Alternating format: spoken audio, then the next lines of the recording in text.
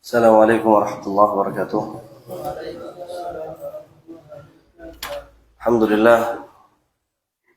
Alhamdulillah wa kafa.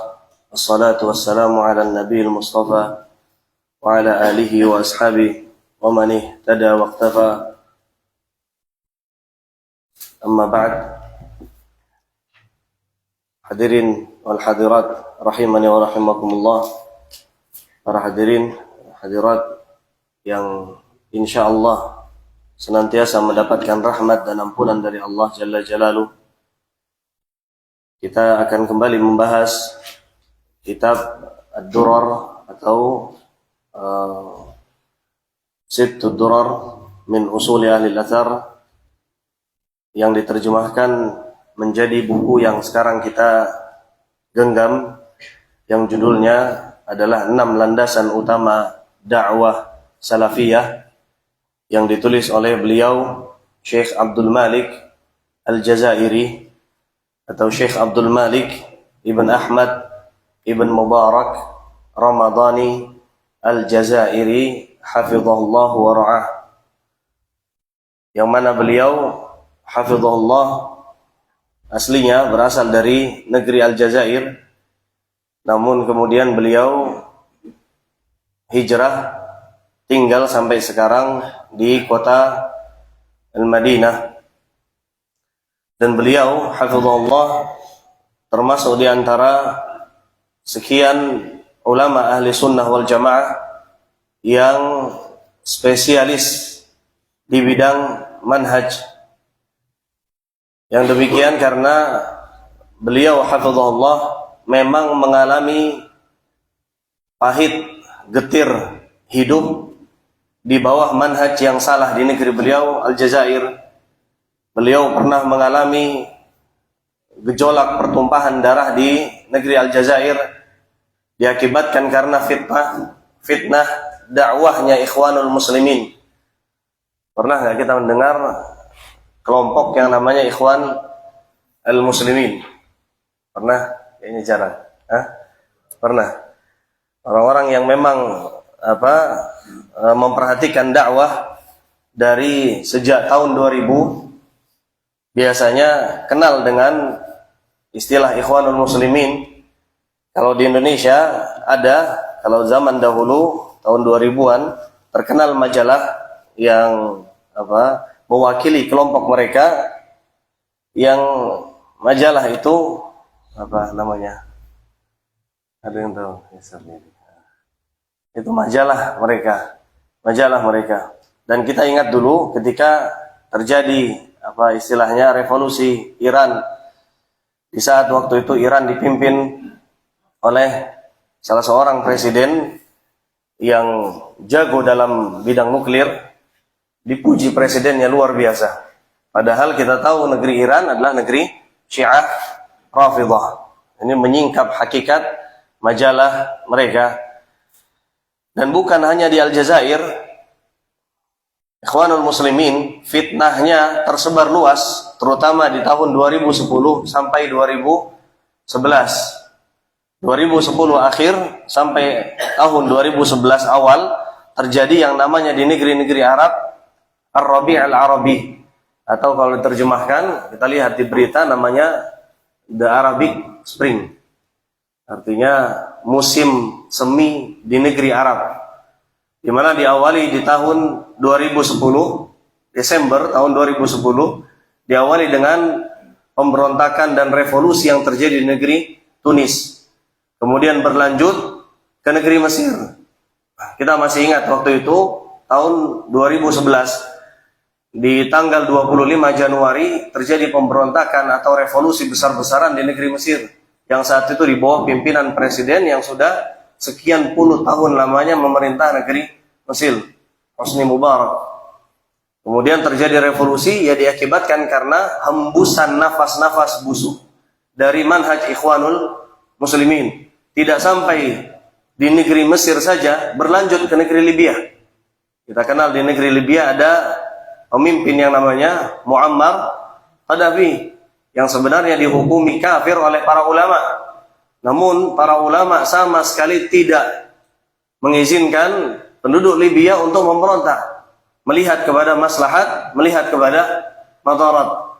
Namun kemudian akhirnya mereka memberontak, ya ini dalam rentetan kejadian di Arab Spring, rentetan kejadian yang dihembuskan oleh kelompok Ikhwanul Muslimin, sehingga kemudian jatuh pula Libya. Setelahnya jatuh pula Yaman, jatuh Sudan, dan jatuh Suriah. Banyak negeri-negeri Arab jatuh diakibatkan karena fitnahnya Ikhwanul Muslimin. Dan beliau Syekh Abdul Malik Ramadhani Al-Jazairi hafizahullah merasakan langsung betapa kejinya fitnah Ikhwanul Muslimin.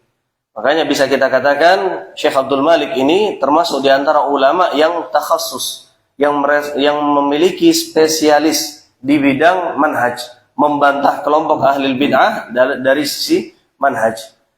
Karena itu pantas buku ini kita baca, kita ulang-ulangi membacanya karena berkaitan langsung dengan manhaj, metode hidup kita sebagai ahlu sunnah wal jamaah. Ikhwati fillah azanallahu wa iyyakum. Kita lanjutkan pembahasan kitab ini. Terakhir kita sampai di halaman 20.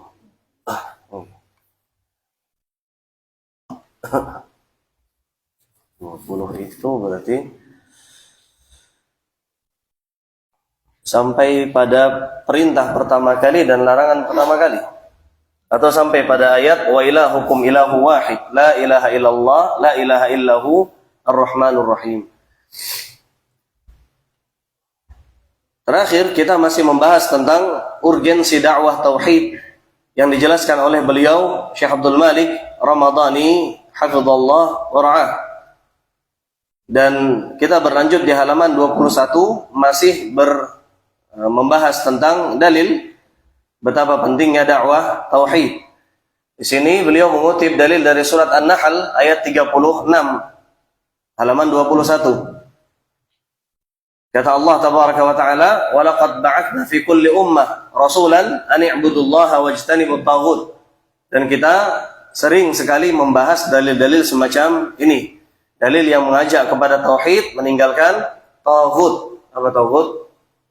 Bahasa taghut ini kadang dibawa oleh kelompok sebelah, dibawa oleh kelompok yang tidak bertanggung jawab untuk memberontak kepada pemerintahan, mengatakan pemerintah ini adalah pemerintah yang taghut.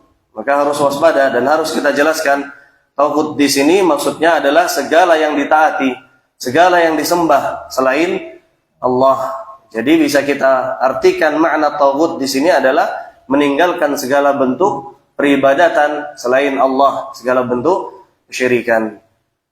Kemudian dalil yang setelahnya kata Allah tabaraka wa taala, "Wa ma arsalna min qablika min rasul." Ini lebih tegas lagi. Kata Allah, tidaklah ada satupun rasul yang kami utus sebelummu wahai Muhammad illa nuhi ilaihi, melainkan wahyu kami kepadanya adalah agar ia berdakwah bahwasanya apa dakwahnya? La ilaha illa ana fa'budun. Apa dakwah para rasul sebelum Nabi Muhammad sampai Nabi Muhammad? La ilaha illa ana fa'budun. Apa artinya? Apa arti la ilaha illa ana fa'budun? Tidak ada sesembahan yang patut disembah melainkan aku, kata Allah. Fa'budun. Maka beribadahlah hanya kepadaku.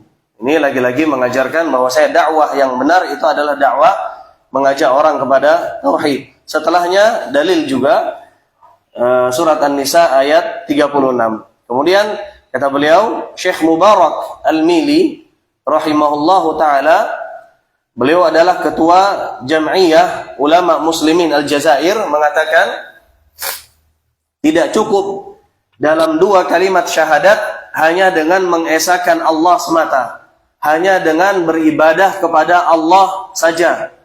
Ini tidak cukup dalam cakupan kalimat tauhid. Apa kalimat tauhid?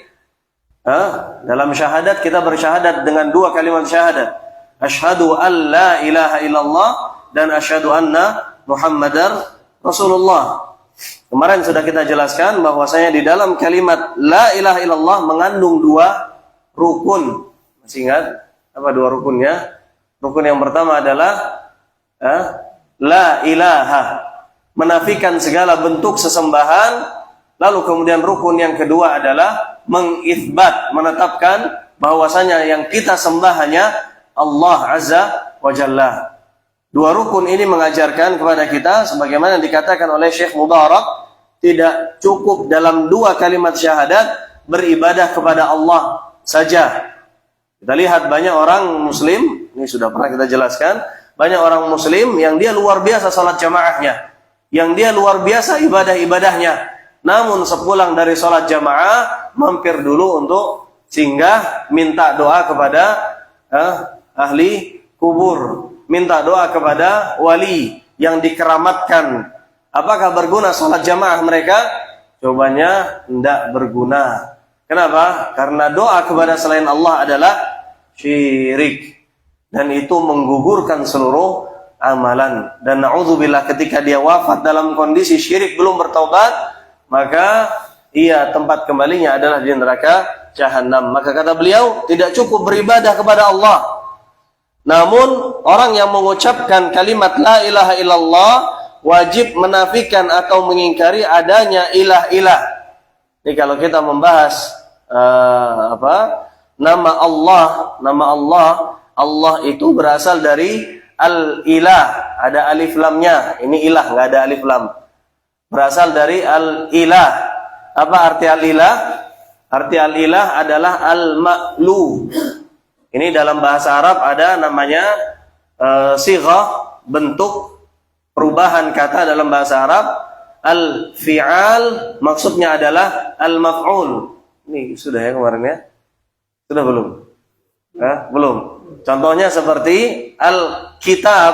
Apa al-kitab? Al-kitab apa artinya?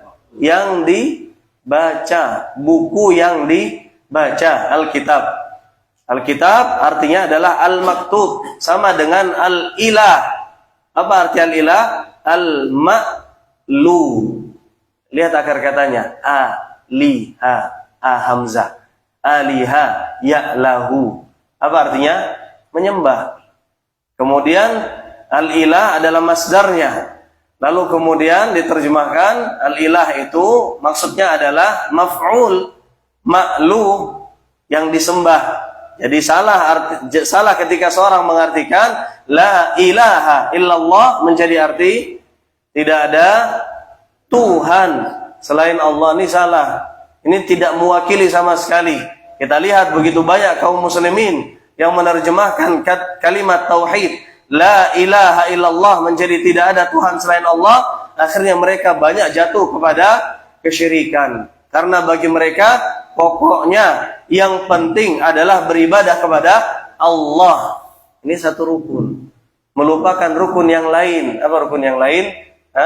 Tidak ada sesembahan selain Allah. Ini rukun yang lain. Akhirnya mereka jatuh, banyak sekali kaum muslimin jatuh kepada kesyirikan. Diakibatkan karena salah dalam memahami makna Allah. Apa arti Allah? Allah adalah zat yang disembah. Kata beliau, dan membatasi hak penentuan syariat hanya kepada seorang rasul yang diutus untuk menyampaikannya. Dan ini adalah kandungan makna dua kalimat syahadat. Kandungan makna asyhadu an la ilaha illallah wa asyhadu anna Muhammadan abduhu wa rasuluh. Apa kandungan makna asyhadu an la ilaha illallah? Mengandung dua arti, mengandung dua rukun. Yang pertama adalah menolak seluruh ibadah, peribadatan selain Allah, lalu kemudian menetapkan ibadah itu hanya untuk Allah. Bisa dipahami, Mas? Apa dua rukun kalimat la ilaha illallah? Menolak apa? Seluruh ibadah kepada selain Allah. Kemudian rukun yang kedua, menetapkan semuanya hanya untuk Allah. Kemudian kandungan makna wa asyhadu anna Muhammadan abduhu wa rasulullah, kata beliau di sini, dan membatasi hak penentuan syariat hanya kepada siapa? Rasulullah sallallahu alaihi wasallam, Muhammad. Dan ini untuk membentengi diri kita dari perbuatan-perbuatan baru yang diadakan di dalam agama, atau yang kita sebut dengan nama bid'ah. Ini dua benteng seharusnya setiap muslim yang paham benar dengan makna dua kalimat syahadat, sudah tidak ada lagi kamus syirik dalam hidupnya, sudah tidak ada lagi kamus bid'ah dalam hidupnya. Kalau dia paham dengan benar. Tapi kebanyakan kaum muslimin tidak paham. Kecuali yang di masjid ini insyaallah. Kemudian kata beliau, kesyirikan adalah sesuatu yang pertama kali diharamkan dan dilarang oleh Allah. Sebagaimana firman-Nya, "Qul ta'alu atlu ma harrama rabbukum 'alaikum alla tusyriku bihi syai'a." Kata Allah, katakanlah wahai Muhammad, marilah aku bacakan apa yang diharamkan Rabb kepadamu. Ini ada banyak keharaman di sini, di antaranya adalah janganlah mereka berzina, janganlah mereka meminum minuman keras, janganlah mereka membunuh.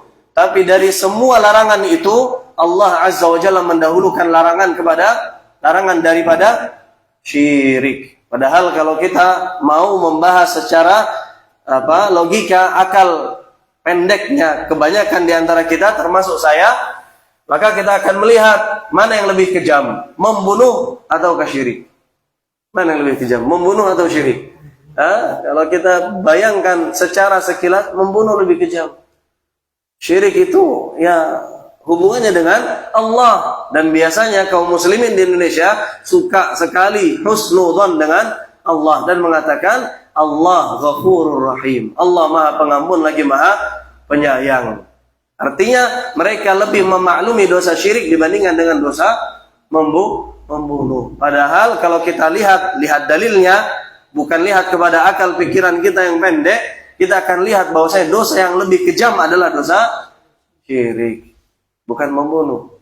Meskipun membunuh itu kalau kita bayangkan ini luar biasa keji, tapi ternyata dosa kesyirikan lebih keji daripada itu. Terlebih lagi kalau kita lihat dalil tentang hukuman pelaku dosa kesyirikan. Kemudian kata beliau, ayat yang sesudahnya ini semuanya berkaitan dengan dalil urgensi tauhid. Karena itulah Luqmanul Hakim, seorang ayah yang bijak bernama Luqman, Allah ceritakan wasiatnya di dalam Al-Quran. Kata Allah tentang ucapan Luqmanul Hakim, "Ya bunai, la tusyrik billah, inna syirka la zulmun azim." Wahai anakku yang aku sayang, istilah bunayya ini beda dengan ya beni. Kalau ya beni itu panggilan kasar ya, panggilan ngasal kepada anak. Tapi panggilan yang lebih sopan adalah bunayya. Ini bisa dipraktekkan, manggil anak bukan dengan sekedar namanya saja, tapi manggil anak dengan panggilan sayang. Ya bunai, atau manggil ayah kita dengan abati. Ini dipraktekkan di dalam Al-Quran. Panggilan Nabi Ibrahim kepada ayahnya, ya abati. Panggilan Luqman Hakim kepada anaknya, ya bunai. Jadi bukan hanya sekedar abi, bukan hanya sekedar ya beni, anakku, bukan. Tapi dengan panggilan yang sayang. Inna syirka la dzulmun adzim, la tusyrik billah, jangan engkau melakukan kesyirikan kepada Allah. Sungguhnya syirik itu adalah kezaliman yang paling besar. Kezaliman yang sangat besar. Untuk bisa perhatikan di sini nasihat Luqman kepada anaknya. Kita tanyakan diri kita di dalam mendidik anak, pernah atau tidak kita menasihati anak kita agar mereka tidak melakukan kesyirikan? Pernah atau tidak? Ini seharusnya menjadi pesan yang terdalam yang disampaikan oleh orang tua kepada anaknya. Dia sampaikan dengan bahasa yang santun, dia panggil anaknya dengan panggilan sayang. Lalu kemudian dia titipkan pesan agar jangan sampai melakukan kesyirikan. Wajib menjaga tauhid dalam dirinya. Ajarkan kepada mereka bahwasanya syirik adalah dosa yang paling agung. Kemudian kata beliau, sementara perlu diketahui bahwa perhatian orang-orang itu berbeda. Artinya ketika ajal hampir menjemput, perhatian orang ketika ingin menyampaikan pesan wasiat akhir, maka perhatian orang berbeda-beda, tergantung pada kebiasaannya hidup. Ada orang yang kebiasaan hidupnya suka mendengarkan nyanyian, maka sebelum kematiannya akan ditutup dengan merindukan nyanyian. Bahkan bisa jadi pesan wasiatnya juga berkaitan dengan alat-alat musik yang dimilikinya. Ada orang yang hidup punya kebiasaan mencela pemerintah. Maka yang seperti ini dikhawatirkan ketika dia wafat juga mencela pemerintah. Na'udzubillah. Ada orang yang kebiasaan hidupnya di atas tauhid. Maka wasiat akhir hidupnya adalah tentang dakwah tauhid. Sebagaimana akan kita sampaikan. Kata beliau di sini, maka di saat itulah, pertengahan paragraf, maka di saat itulah akan diketahui wasiatnya kepada orang yang masih hidup yang akan ditinggalkannya. Kita bisa lihat betapa penting dakwah tauhid dilihat dari wasiat akhir kehidupannya. Kalau wasiatnya adalah tentang tauhid, maka ini menggambarkan tauhid itu suatu yang luar biasa besar dalam hidupnya. Di antara mereka, kata beliau, ada yang mewasiatkan kepada istrinya berupa harta benda. Nanti rumah ini jangan dijual. Nanti harta ini dibagikan kepada fulan dan fulan. Semuanya berkaitan dengan harta benda. Ada pula yang mewasiatkan orang yang dicintainya dengan tugas dan jabatan atau kekuasaannya, semuanya dunia. Dan ada juga yang mewasiatkan anaknya agar berbuat baik kepada saudara-saudaranya. Dan orang yang paling afdal, orang yang paling luar biasa imannya di antara mereka adalah yang mewasiatkan seseorang agar beribadah kepada Rabb-nya.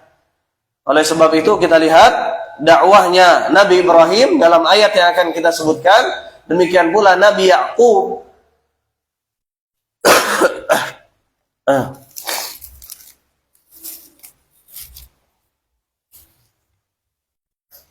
Alaihi wassalatu wassalam, dakwah mereka, pesan terakhir mereka sebelum mati adalah tentang tauhid. Kita lihat surat Al-Baqarah ayat 132 sampai 133. Cuman di 132 dan 133. Apa ayat 132? Kata Allah, wa wassa biha Ibrahimu banihi wa Ya'qub. Dan Ibrahim mewasiatkan ucapan tersebut kepada anak-anaknya. Demikian pula Ya'qub. Ya baniya inna Allah astafa lakumuddin fala tamutunna illa wa antum muslimin. Fala tamutunna illa wa antum muslimun. Apa wasiat beliau Nabi Ibrahim dan Ya'qub?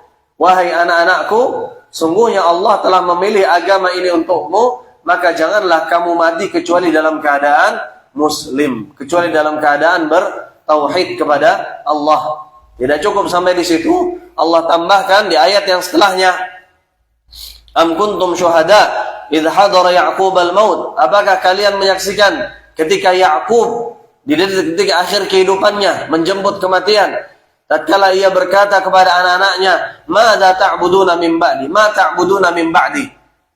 Apa sesembahan yang engkau sembah, yang kalian sembah sepeninggalku? Maka mereka mengatakan, anak-anaknya Yakub ada 12. Di antaranya adalah Nabi Yusuf dan Benyamin, saudaranya, dan juga 10 saudaranya yang lain. Semua mengatakan, "Na'budu ilahaka wa ilaha abaika Ibrahim wa Ismail wa Ishaq ilahan wahidah." Kata mereka, Tuhan yang satu. Artinya bukan Tuhan ya. Apa artinya? Apa artinya ilahan wahidah? Sudah kita jelaskan. Kesembahan yang satu, yaitu Allah Jalla Jalaluh. Jadi ini wasiat yang luar biasa, dahsyat yang disampaikan oleh Nabi Ya'qub, demikian Nabi Ibrahim alaihima assalatu wassalam. Dan sekali lagi ini menjadi pelajaran terutama bagi kita selaku kepala keluarga, agar jangan sampai luput dari mendakwahkan tauhid. Kita mendakwahkan tauhid kepada orang lain, tapi kita lalai mendakwahkannya kepada keluarga. Atau sebagian kita mungkin tidak pernah mendakwahkan tauhid sama sekali, tidak kepada orang lain, tidak juga kepada keluarganya. Dan maksud mendakwahkan ini bukan dengan konteks seperti yang Allah sebutkan dalam Al-Quran, ngajari anak kita dengan tegas jangan melakukan kesyirikan. Tidak mesti seperti itu terus menerus. Bahkan ulama tarbiyah, ahli pendidikan anak, mereka mengatakan mendidik anak itu ibarat nyalakan kompor dengan api yang kecil. Tidak boleh memanaskan makanan, memanaskan sesuatu dengan api yang besar. Kenapa? Makanannya bisa gosong. Artinya tidak boleh kita membakar anak kita dengan dakwah tauhid setiap hari terus menerus rutin, bosan. Akhirnya mereka akan berpaling dari dakwah tauhid. Apa sebab? Karena orang tuanya mendakwahkan tauhid tidak dengan cara yang bijak, tidak dengan cara yang hikmah. Selalu ketika mengajarkan anaknya tauhid, selalu jangan syirik, tauhid, jangan syirik, tauhid. Ini membosankan sekali. Banyak cara kita mendakwakan tauhid, diantaranya terutama ketika anak kita masih di bawah usia mumayyiz. Usia mumayyiz berapa tahun? Usia kapan anak-anak mulai diperintahkan sholat wajib? Usia 7 tahun. Kapan mereka dipukul? Usia 10 tahun. Usia tamyiz itu usia 7 tahun.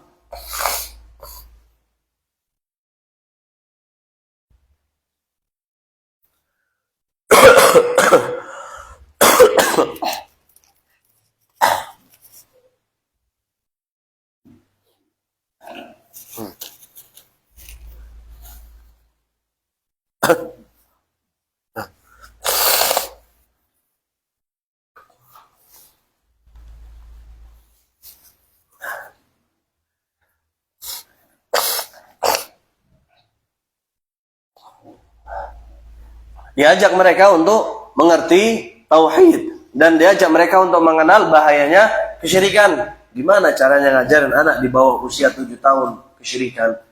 Sedangkan mereka tidak tahu apa itu syirik, tidak tahu apa itu tauhid. Itu tugas antum sebagai kepala keluarga. Banyak caranya. Di antaranya adalah mengajarkan mereka tauhid dan jauh dari syirik dengan metode bercerita. Ini yang sangat gemar sekali nanti oleh anak-anak. Terutama sebelum tidur, naik kendaraan. Antum biasanya kalau naik kendaraan cerita apa sama anak antum? Kebanyakan di antara kita mingkem, tidak bercerita apa-apa. Ini momen kesempatan. Terutama ketika matahari terbit, matahari terbenam, ajarkan kepada anak kita hadits Nabi. Nah, tahu enggak matahari ketika terbenam, terbenamnya kemana? Tahu enggak kita kemana? Terbenamnya datang kepada Allah, di bawah arsy-Nya Allah. Matahari itu bersujud di hadapan Allah, meminta izin agar terbit kembali esok hari ke tempat terbitnya. Mana? Sebelah timur. Dan bisa jadi Allah tidak mengizinkan akhirnya matahari terbit dari arah barat. Ini metode mengajarkan anak kita bahwasanya matahari itu bukan sesembahan. Sesembahan yang hak adalah Allah Azza wa Jalla. Terkadang anak kita mengagumi matahari luar biasa, tapi mereka tidak tahu siapa Tuhan mereka. Ini salah kita sebagai orang tua. Ajak mereka bercerita tentang kisah kaumnya Nabi Nuh yang ditenggelamkan seluruh dunia ini diakibatkan karena dosa apa? Bencana alam, bukan bencana alam. Karena apa? Karena dosa kesyirikan yang pertama kali terjadi di atas muka bumi. Ini kan kisah yang menarik. Kalau kita sampaikan kepada anak kita, tanamkan sebagaimana yang diperhatikan oleh Nabiullah Ibrahim dan Nabi siapa? Di sini, di ayat ini. Nabi Ya'qub alaihi assalam. Kata beliau, oleh sebab itu para dai yang mengajak manusia kepada tauhid yang paling utama dan yang paling mulia. Para dai yang paling mulia adalah dai yang mengajak kepada dakwah tauhid. Karena berdakwah kepada tauhid berarti mengajak kepada derajat keimanan yang paling tinggi. Apa dalilnya? Ini hadisnya. Kata Nabi SAW, al-imanu bid'un wa sittuna syu'bah. Fafdaluha qawlu la ilaha illallah. Apa artinya? Iman itu lebih dari 70 sekian cabang. Banyak cabang keimanan. Seseorang bisa beriman dalam bentuk sedekah. Seorang bisa beriman dengan bentuk membonceng saudaranya yang jalan. Motornya mogok. Itu keimanan. Di antara iman adalah seseorang memberikan makan saudaranya yang kelaparan. Itu keimanan. Banyak sekali cabangnya. Dan di antara cabang keimanan adalah yang paling tinggi, kata beliau adalah qaulu la ilaha illallah. Kata Nabi SAW, wa adnaha imatatul adza 'anit thariq. Di antara gambaran keimanan adalah menyingkirkan gangguan di tepi jalan. Antum kalau lihat, antum kalau merasa diri antum sebagai orang beriman, tapi kalau ada batu, kalau ada sampah di tengah jalan mengganggu, antum tidak turun, maka ini menandakan iman antum sedang lemah. Antum kurang beriman dalam konteks kejadian seperti ini. Di antara keimanan adalah malu. Kalau kita tidak punya malu, misalkan datang ke masjid, salat jamaah, sudah mau selesai baru datang, masbuk. tidak merasakan rasa malu. Nah, ini imannya mulai diragukan. Karena di antara cabang keimanan adalah malu. Dan cabang keimanan yang paling pucuk, paling tingginya adalah apa? Ucapan la ilaha illallah. Maka manusia yang paling mulia adalah manusia yang memperhatikan cabang keimanan yang paling tinggi, yaitu dakwah tauhid. Kata beliau, dalam hal ini penyusun mengatakan cabang-cabang ini tidak akan tumbuh pada hati seseorang dan tidak pula membuahkan hasil yang tampak pada perbuatan anggota badannya kecuali sebesar pengaruh makna kalimat yang baik ini terhadap dirinya, kalimat thayyibah. Dan ini sudah kita jelaskan di halaman 19 kalau nggak salah, ya 19, tentang ayat Allah yang Allah menggambarkan kalimat thayyibah dalam ayat ini. Kalimat thayyibah Allah gambarkan ibarat seperti pohon. Ketika pohon itu pohon yang thayyib, apa arti thayyib? Pohon yang baik. Maka itu ibarat kalimat thayyibah, kalimat tauhid. Bagaimana pohon yang baik? Apakah yang tumbuh hanya sekian sentimeter atau pohon yang besar yang tidak sanggup digenggam oleh manusia saking besarnya pokoknya dan ujungnya menjulang ke langit? Ini pohon yang luar biasa kokoh. Seperti inilah pohon kalimat thayyibah, kalimat tauhid. Adapun pohon yang rusak yang tidak berlandaskan kepada kalimat tauhid, kalimat thayyibah, maka antum bisa lihat di ayat ke-25, di ayat ke-26.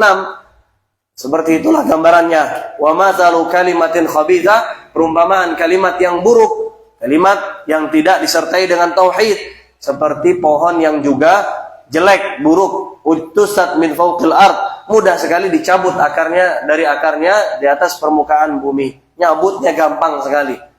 Ibarat kata tanaman yang menjalar ya, seperti ubi jalar. Itu kalau diangkat seperti ini mudah sekali. Itu ibarat ibadah yang tidak dibangun di atas fondasi tauhid. Ibadahnya hampir-hampir runtuh, mudah sekali runtuh. Sedikit saja dia keikut temannya untuk melakukan kesyirikan, syirik dia, akhirnya seluruh ibadahnya hancur meskipun dibangun berpuluh-puluh tahun lamanya.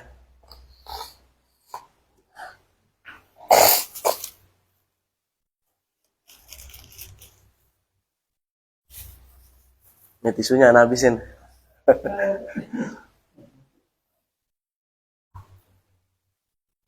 Terus sampai mana tadi? Hadis ya. Perkataan Ibnu Qayyim, perkataan penulis, cabang-cabang ini tidak akan tumbuh pada hati seorang yang dan tidak pula membuahkan hasil yang tampak pada perbuatan anggota badannya. Dan ini tujuannya untuk penggambaran. Jadi kita gambarkan diri kita itu ibarat pohon. Pohon jenis apa kita? Pohon jenis apa? Ubi jalar, pohon lombok. Pohon bukan. Dicabut gitu mudah sekali. Apa sebabnya? Karena akarnya tipis. Akarnya hanya semacam serabut. Mudah sekali untuk runtuh. Diterpa angin sedikit hancur. Atau apakah kita jenis pohon yang kuat seperti pohon jati? Kalau di Kalimantan ada pohon ulin yang tumbuhnya bisa berpuluh-puluh tahun sebelum dipanen menjadi kayu yang kuat sekali, kokoh, sampai menjadi kayu besi kata orang. Itu besar sekali, akarnya pun menghujam kuat ke bawah tanah. Ini gambaran kita dengan tauhid.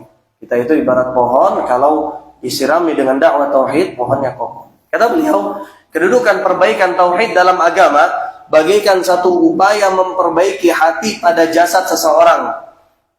Dalam hadis An-Nu'man bin Bashir, Nabi bersabda sallallahu alaihi wasallam, hadis yang kita hafal. Apa hadisnya? Ala, ketahuilah, sungguhnya di dalam tubuh itu terdapat segumpal daging. Wa idza saluhat atau salahal jasadu kullu, segumpal darah. Jika seandainya baik, maka baik pula seluruh tubuh. Dan jika darah itu, daging itu rusak, maka rusak pula seluruh tubuh. Apa maksudnya? Jantung atau hati. Maka sebagaimana jasad manusia akan rusak dengan rusaknya hati, rusaknya jantung, demikian pula ibadah siapapun rusak dengan tidak adanya tauhid dalam kehidupannya. Makanya ulama sebagian menggambarkan tauhid itu ibarat taharah. ibarat bersuci sebelum seseorang akan sholat. Sholat apapun, berapa ratus pun rakaat yang dilakukan tanpa taharah, apakah sholatnya sah? Sebenarnya tidak sah. Itu paling mudah menggambarkan tauhid itu ibarat bersuci. Seorang mau sholat berapapun, dia lupa, dia belum mandi, junub misalkan. Apa yang dia lakukan? Mengulangi. Meskipun dia sudah sholat subuh, sholat zuhur, sholat asar, sholat maghrib, sholat isya, kemudian setelah sholat isya dia baru ingat belum mandi janabah, atau dia baru ingat dia belum niat, sudah mandi tapi belum niat. Gimana sholatnya? Sah atau enggak? Sama seperti ibadah apapun yang dilakukan manusia, ketika tidak dengan tauhid, dia baru ingat seluruh ibadah yang dilakukan selama berpuluh-puluh tahun dinodai oleh dosa kesyirikan. Di tahun kesekian dia pernah ziarah makam aulia, makam wali yang 9. Kemudian dia pernah berdoa kepada makam wali Songo. Dia baru ingat, oh ternyata dia pernah berdoa di usia 40 sekian tahun. Berarti 40 tahun sebelumnya, nah gimana? Dosa-dosa ibadahnya semuanya runtuh karena kesyirikan. Sama seperti tadi, sholat nggak akan sah kalau dengan tanpa bersuci. Jelas ya? Jelas? Jadi beliau di sini menggambarkan tauhid itu ibarat hati. Jasad seseorang akan rusak kalau tauhidnya rusak. Tadi kita gambarkan tauhid itu ibarat taharah. Salat seseorang akan rusak, berantakan kalau taharahnya juga berantakan. Ini agar kita mudah memahami tauhid di dalam kehidupan setiap muslim. Kata beliau, dalam hadis ini terdapat dalil yang jelas bahwasanya mengupayakan perbaikan dakwah kepada tauhid yang bertitik tolak dari hati merupakan upaya besar dan pangkal segala perbaikan. Kata beliau, berdasarkan apa yang telah kami sebutkan di atas, maka semua gerakan dakwah yang berdiri tegak di atas klaim dan simbol islah. Apa islah? Perbaikan. Ini simbol yang sering dibawa oleh banyak kelompok. Islah. Ma nuridu illa al-islah mastata'na. Kami hanya inginkan perbaikan. Masya Allah, ini perkataan yang indah luar biasa. Tetapi kita lihat, ketika dakwahnya tidak memfokuskan kepada dakwah kepada tauhid, tidak memiliki perhatian kepada perbaikan tauhid, kata beliau, niscaya akan mengalami penyelewengan dan penyimpangan sesuai dengan jauhnya dakwah tersebut dari dakwah tauhid. Kata beliau, contohnya orang-orang yang telah menghabiskan usia mereka dalam memperbaiki muamalah di antara sesama manusia. Ada sebagian dakwah yang dakwahnya berfokus kepada muamalah. Dakwahnya berfokus pada keluarga yang harmonis. Dakwahnya berfokus pada cinta. Ini kebanyakan mustami'nya, kebanyakan orang yang mendengar dakwahnya adalah para pemuda. Bahkan tidak jarang orang yang sudah bersuami dan istri, kemudian dikumpulkan dalam satu ruangan, terjadi yang namanya ikhtilat. Kemudian di situ disampaikan dakwah memperbaiki hubungan rumah tangga. Ini kebanyakan dakwahnya orang-orang haroki. Tahu kita orang-orang haroki ya? Orang-orang harokah, orang-orang pergerakan.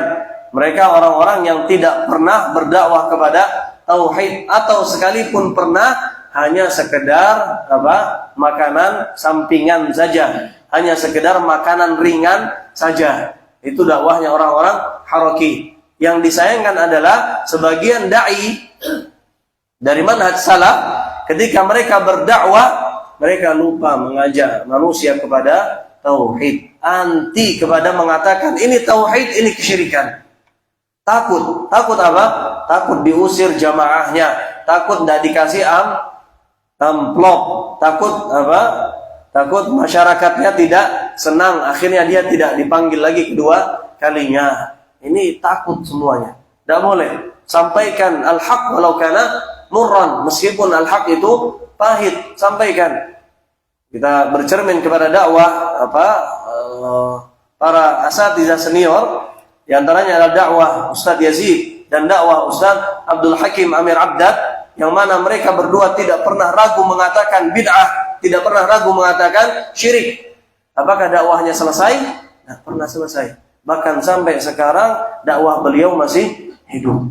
Ini adalah gambar sebenarnya dari Taifah Mansurah. Akan ada sebagian dari umatku yang terus mengatakan kebenaran, yang terus mendakwahkan tauhid.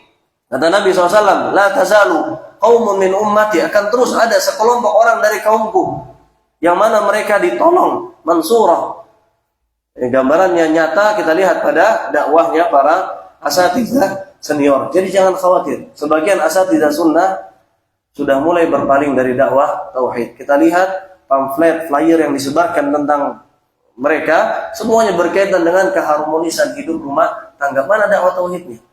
Mana dakwah? Tidak ada sama sekali dakwah tauhid. Semuanya berkaitan dengan muamalah. Kalau kita lihat gambarannya dakwah semacam, meskipun doktor, meskipun mereka ustadz-ustadz yang dipandang senior, tapi ketika dakwahnya tidak mengajarkan kepada dakwah kepada tauhid dan menjauhkan manusia dari kesyirikan, maka dakwah semacam ini adalah dakwah yang cacat.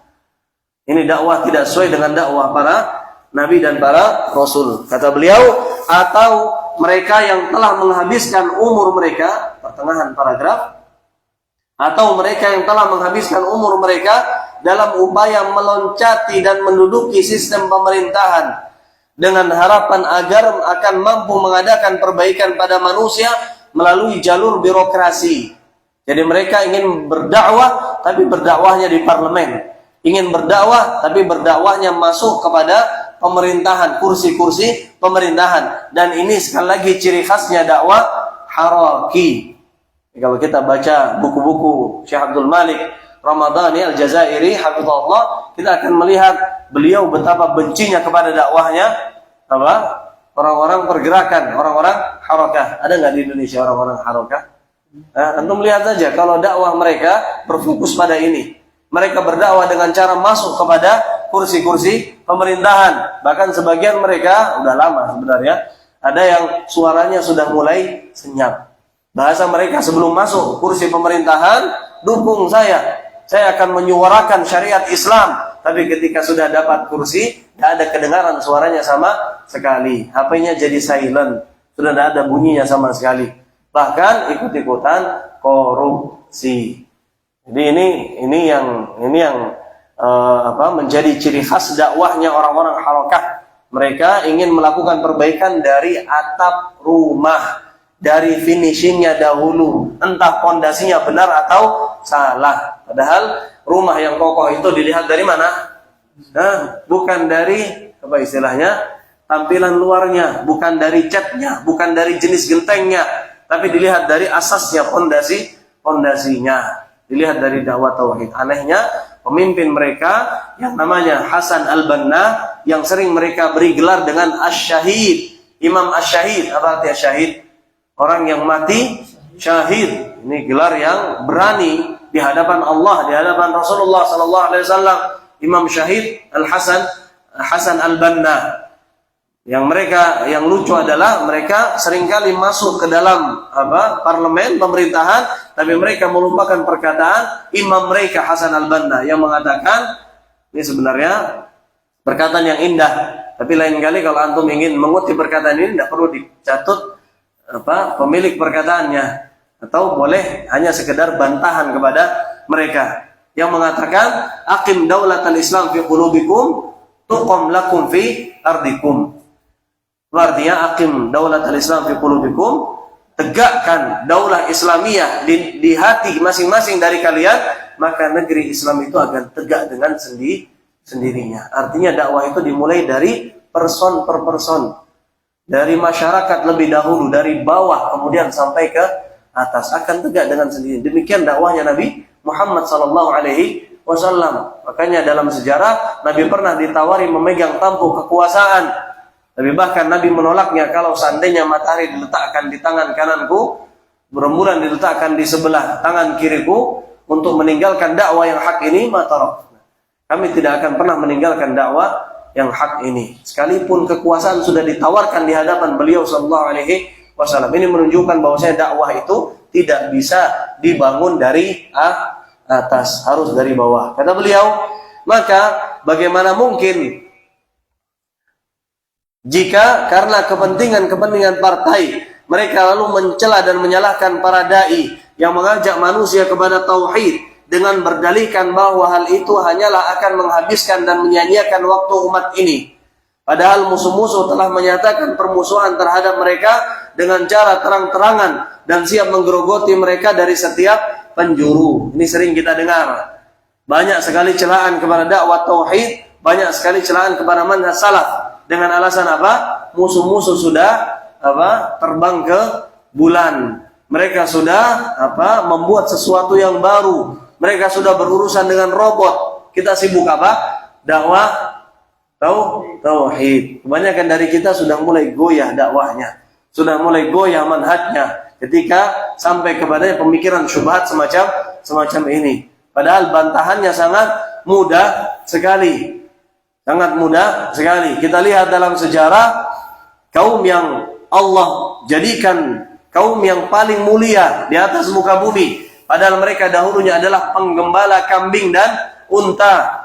Mereka mampu mengalahkan Romawi, mereka mampu mengalahkan Persia karena dakwah apa?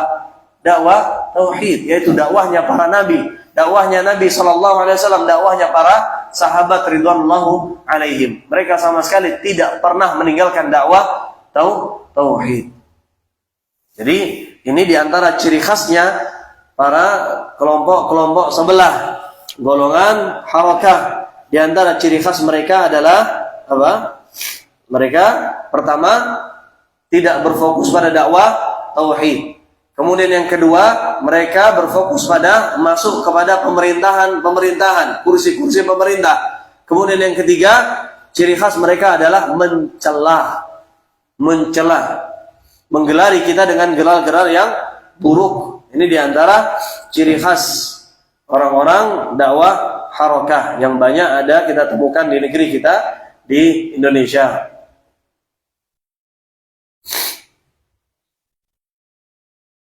Tadi terkait dengan politik, terkait dengan masuk ke pemerintahan, ada wasiat dari Syekh Al-Albani rahimahullah yang indah. Beliau katakan ketika beliau melihat politik di zaman sekarang ini, yaitu politik demokrasi, demokrasi yang mana suara orang alim sama dengan suara majnun. Siapa majnun? Orang gila. Suara alim dikasih satu, suara orang gila pun dikasih satu. Orang setengah akalnya, setengah otaknya juga dikasih satu. Ini demokrasi beneran. Makanya beliau mengatakan minas siyasatil yaum, di antara cara berpolitik di zaman sekarang adalah tarkus siyasah, adalah meninggalkan secara total dunia perpolitikan. Itu di antara wasiat Syekh Al-Albani rahimahullah. Jadi jangan sekalipun kita mengatakan ide yang iseng, bilang sudahlah kita ingin merubah dakwah ini dari politik, kita ingin membangun partai. Ini terjadi di Mesir. Ada seorang dai yang kokoh di atas manhaj, namun kemudian dia berpaling, dia ingin mendakwahkan manhaj salaf tapi dari dunia perpolitikan. Akhirnya dia pun taubat, dia pun menyesal dan mengatakan laknatullah ala siyasah, semoga Allah melaknat perpolitikan di masa kini. Ini penyesalan, dan kita lihat banyak sekali partai-partai yang tegak, terutama setelah runtuhnya rezim Husni Mubarak di negeri Mesir. Banyak partai yang mengaku sebagai partai yang berlandaskan manhaj salaf. Tapi kemana mereka sekarang? Sudah tidak lagi menyuarakan dakwah tauhid. Mereka lebih terbawa, dan ini waqi. Ini satu yang nyata. Laisa lahu min dafi'. Tidak ada yang bisa menyangkalnya. Seorang yang masuk pada dunia perpolitikan pasti akan terwarnai dan bukan mewarnai. Kemudian di sini kata beliau, di antara ciri khas dakwah harakiyah adalah gemar menggelari dakwah salaf dengan gelar-gelar yang buruk, mengatakan tidak lagi sibuk membahas tauhid. Umat Islam sudah mulai tertinggal jauh dari musuh-musuhnya. Musuh-musuh sudah mulai membicarakan tentang perjalanan ke mana? Ke bulan. Kita masih di atas muka bumi. Ini diantara syubhat yang mereka sampaikan. Bagaimana membantahnya tadi? Tinggal kita bawakan sirah perjalanan para sahabat yang mana mereka tidak pernah berhenti dakwah tauhid namun Allah tetap menegakkan negeri Islam di atas muka bumi, bahkan menyebarluaskannya semakin luas. Dan bantahan yang lainnya adalah kita baca surat An-Nur ayat 55. Baca surat An-Nur ayat 55. Di sini tidak ada. Silakan antum tambahkan, ini sebagai bantahan. Ketika banyak orang mencela dakwah, tinggalkan. Kebanyakan mereka menggalari kita, diantaranya adalah dengan ulamaul haid wan nifas. Syekh bin Baz digelari dengan ulama haid dan nifas. Apa arti ulama haid dan nifas? Yang dibahas selalu tentang masalah masalah fikih, masalah haid, masalah nifas. Padahal umat-umat yang lain sudah maju beberapa langkah, digelari dengan gelar-gelar yang buruk. Padahal dalam surat An-Nur Allah mengatakan ayat ini disebut para ulama dengan ayatut tamkin. Ayat di mana Allah menjadikan kaum muslimin memiliki kekuasaan yang kokoh di atas muka bumi. Apa sebabnya, bagaimana caranya, apa jalannya, dalam ayat ini ada. Dalam surat apa tadi? An-Nur ayat 25 ya. 55. Apa kata Allah? Wa'adallahu alladhina amanu minkum wa 'amilus shalihat. Janji Allah kepada orang beriman, janji Allah kepada orang yang beramal saleh, la yastakhlifannahum fil ardi. Allah akan berjanji menjadikan mereka khalifah, pemimpin di atas muka bumi, sebagaimana dahulu Allah jadikan mereka khalifah pada saat masa para sahabat, pada saat masa Nabi SAW, bahkan sebelum itu, sebelum Nabi SAW, wala yumakkinanna lahum dinahum alladzi irtada lahum, dan Allah akan tegakkan agama Islam. Dunia dapat, akhirat dapat. Dengan syarat apa? Kata Allah tabaraka wa taala, ya'budunani wala yusyriku bi syai'a. Kata Allah dengan syarat dua. Beribadah kepadaku saja, tauhid, dan tidak melakukan kesyirikan. Ya'budunani, apa tulisannya? Wala yusyriku bi syai'a. Seperti itu ya. Ya'budunani wala yusyriku bi syai'a. Jadi ini menunjukkan bahwasanya orang ketika ingin menegakkan negeri Islam wajib memperhatikan dua hal. Apa? Ya'budunani, mereka hanya beribadah kepada Allah, dakwah tauhid, wala yusyriku bi syai'a, tidak melakukan kesyirikan. Selalu berkutat pada dua hal ini. Ini sudah jam 8. Masya Allah, cepat sekali. Dan baru beberapa halaman kita bahas. Ini sampai ciri khas dakwah harakah yang ketiga tadi ya. Mereka mencela dan menggelari kita dengan julukan-julukan yang buruk.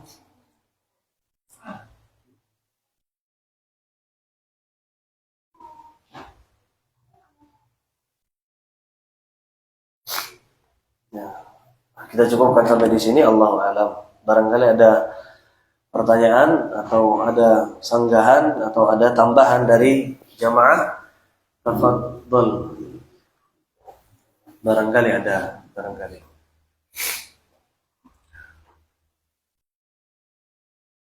Tidak ada. Nah, pagi hari ini agak syahdu ya, agak. Tafadhol. Enggak jadi syahdu. Sering kalau pemerintah itu benar seperti itu, kemudian dia nggak peduli lah sama keluarga sendiri, jadi istrinya tuh karya-karya itu di sampingan gitu. Itu penyebabnya apa? Baik, barakallahu fiik. Pertanyaan yang bagus sekali terkait manhaj. Ini kebanyakan orang banyak yang mencela pemerintah, kata-katanya buruk kepada pemerintah, menyebutkan aib-aibnya pemerintah, terutama yang berkaitan dengan bencana yang dialami oleh Indonesia belakangan ini.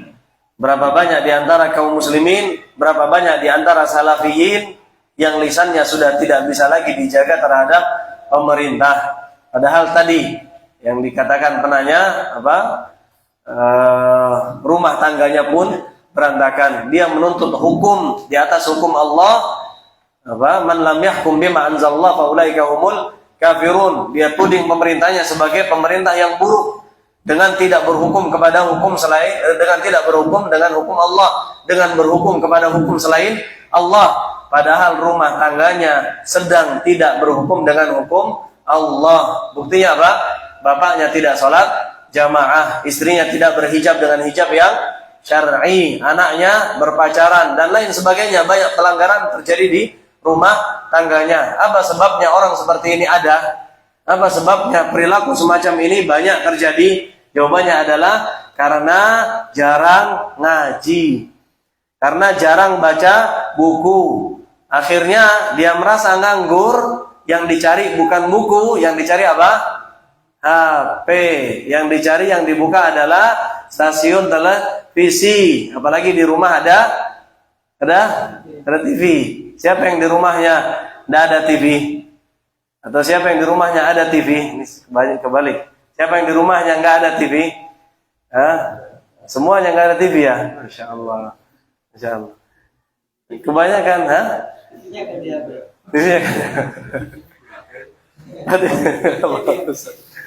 kebanyakan nganggur. Ini yang perlu kita kritik dari diri kita sendiri. Tidak perlu mengkritik orang lain. Kita kritik diri kita. Kebanyakan di antara kita mengaku sebagai manhaj salaf, mengaku salafi sejati, masya Allah, dengan penampilan yang luar biasa, sudah top, bagus, dijaga, dipertahankan. Tapi jangan lupakan bahwa saya manhaj salaf itu semuanya, bukan hanya fisik penampilan, tapi juga kebiasaan hidup sehari-hari. Kebanyakan di antara kita nganggur, akhirnya buka HP. Yang dilihat di Facebook, yang dilihat di Instagram adalah tentang mencela pemerintah. Terutama ketika pemerintah belum menetapkan apa istilahnya, darurat bencana nasional. Akhirnya mudah sekali kita berhusnudzon kepada pemerintah. Apa asal muasalnya? Karena nganggur. Kalau dia belajar, dia fokus mendengarkan, setiap kali dia buka HP yang didengarkan kajian Ustaz Abdul Hakim, apa mungkin dia mencela pemerintah? Mungkin enggak? Enggak mungkin.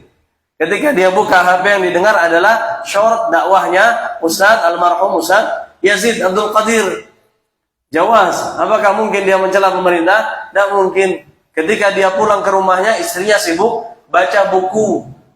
Masya Allah ini. Istrinya sibuk baca buku, kasih PR. Istri jangan dibiarkan nganggur. Kasih PR. Bu, atau apa panggilannya biasanya? Yang